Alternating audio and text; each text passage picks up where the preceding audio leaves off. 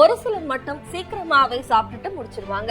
அவங்கள பார்க்கும் போதே ஆச்சரியமா தான் இருக்கும். இந்த மாதிரி வேக வேகமா சாப்பிடுறதால என்னென்ன பிரச்சனைகள் உடம்புல வரும் அப்படின்றத இந்த வீடியோல சொல்றேன். மறக்காம இந்த பேஜை ஃபாலோ பண்ணிக்கோங்க. ஐயோ இப்பதான் கிடைச்சிச்சு, அதுக்குள்ள கேட்டு போடுது. ஆக்சுவலி டைஜஷன் நம்மளுடைய வாய்ப்பகுதியில் இருக்கக்கூடிய உமிழ்நீர்ல இருந்தே ஸ்டார்ட் ஆகுது. நம்ம ஒரு உணவை சூ பண்ணும் போதே ஸ்டொமக்கு பிளட் சர்க்குலேஷன் போக ஆரம்பிச்சிடும். வேக வேகமா சாப்பிடுறத நம்ம ஒரு வகையில ஓவர் ஈட்டிங் அப்படின்னு சொல்லலாம். சாப்பிடுங்க. ஏன்னா நம்ம சாப்பிட ஆரம்பிச்சு 20 நிமிஷத்துக்கு அப்புறம் தான் வயிறு ஃபுல் ஆயிருச்சு அப்படின்ற சிக்னல் ஸ்டொமக்ல இருந்து பிரெயினுக்கு போகும். இப்படி மசா மசான்னு போயிட்டு தான் நாங்க எப்ப ஊருக்கு போய் சேர்றது? உங்களுடைய மீலை நீங்க ஒரு 10 நிமிஷத்துக்குள்ளேயே சாப்பிட்டு முடிச்சிட்டீங்கன்னா அந்த இன்சஃபிஷியன்ட் சிக்னல்ஸ்னால நீங்க அதிகமா சாப்பிட ஆரம்பிப்பீங்க.